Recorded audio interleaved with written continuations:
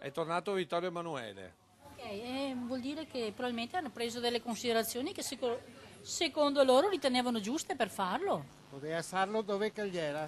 È un cancro la monarchia per tutti i popoli del mondo. In nessun altro paese come l'Italia, forse, fatti accaduti più di 70 anni fa riescono a incendiare gli animi così tanto, come il recente rientro della salma dell'ultimo re d'Italia, quel Vittorio Emanuele III, fuggito in Egitto nel 1946 per lasciare la neonata Repubblica. Sì, perché il rientro delle spoglie porta con sé anche i corpi del reato, potremmo dire, di quell'epoca storica. Non solo le due guerre mondiali, a pesare come macigni il sostegno al fascismo, la fuga dopo l'8 settembre 43 e l'approvazione delle leggi razziali nel 38.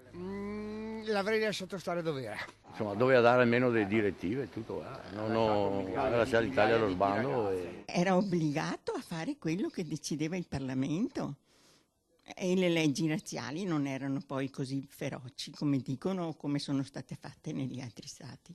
Bisogna avere un po' di pietà, però se si pensa a quello che è successo, sì, questa cosa grida un po' vendetta, diciamo. La salma di Vittorio Emanuele III si trova ora in provincia di Cuneo, ma c'è chi la vorrebbe nel Pantheon a Roma, assieme agli altri re d'Italia. Sono d'accordo a farla rientrare a Roma. No, non è giusto secondo me. Per non parlare del biglietto del viaggio di ritorno, pagato al re dai contribuenti della Repubblica. Ma il fatto che l'abbiamo pagato noi col volo militare? L'hai sbagliato, l'ho capito, l'ho seguita, l'hai sbagliato. Ma hanno presente che lo Stato italiano ha avvocato a sé tutte le proprietà di Vittorio Emanuele III, quindi dovevano trasportarlo in un treno d'oro, secondo me. Alla fine, però, probabilmente, il vortice delle polemiche è più apparenza che sostanza. Ai trevigiani interessa poco, parola di chi vede e vende notizie ogni giorno. Mai sentito nessuno parlare.